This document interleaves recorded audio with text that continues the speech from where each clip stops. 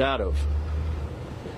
But coming out of this case, I believe will have a message that will travel long distances and extend far and wide, because it's that message coming from Justin himself as he'll approach here and address you all and tell you what's in his head and in his heart. So I'd like to turn that over to Justin. Thank you, Ed. Good morning, everyone. So I don't know how many of you were in the courtroom and heard what I had to say in the courtroom, but I'll reiterate that and say this to you.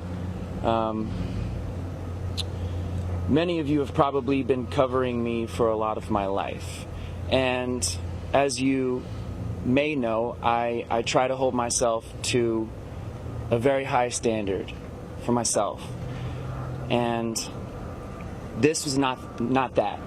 This was not that. I found myself in a position where I could have made a different decision, but I've had some time to reflect on that, and I also understand by the fact that all of you are here, that I have a platform, you have a platform, we share that platform. And so what I'd like to say to everyone watching and listening, even if you've had one drink, don't get behind the wheel of a car. There's so many alternatives.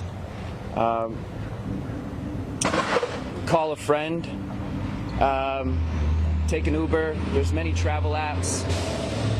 Still, take a taxi.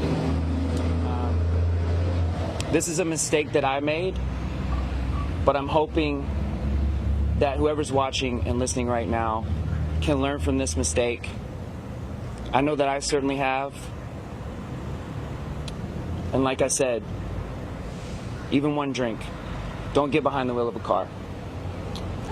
I also said this in the courtroom before, but I grew up in a small town, so I can appreciate and understand the strain or unique nature that this must have been on the people of Sag Harbor. But I just want to say to everyone who's been involved, from everyone in the courtroom to everyone outside, including the police department, that I'm very grateful, and I thank them. And I guess in closing, I'd like to say we can all be more safe out there, and I'm going to do my part. I hope that everyone else does their part. And thank you very much. Justin, have you spoken to nonprofit? Are you happy sober? Happy with this outcome? What charity will you be working with? So Justin Timberlake right now walking away from cameras, not answering any questions. This is after his hearing in Sag Harbor in the Hamptons in New York on Long Island. You see a lot of spectators, a lot of members of the media there. This original arrest happened over the summer. He was pulled over.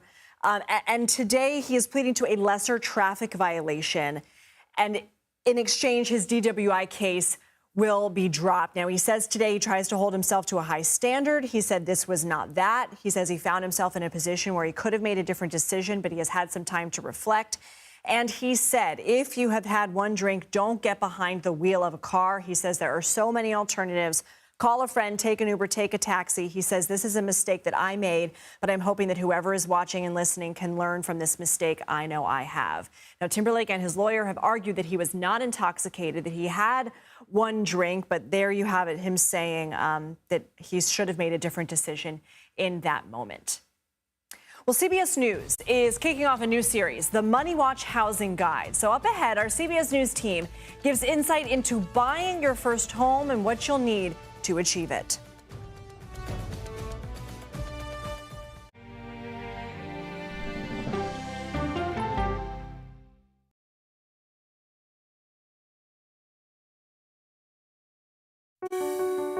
Washington is the seat of power. National security, foreign policy, global economics, every story comes through Washington in some way. We bring some of the most powerful voices in America to the table. We don't just ask the questions, you have to go deeper. We try to understand what's at the heart of the issue we're talking about, to then come forward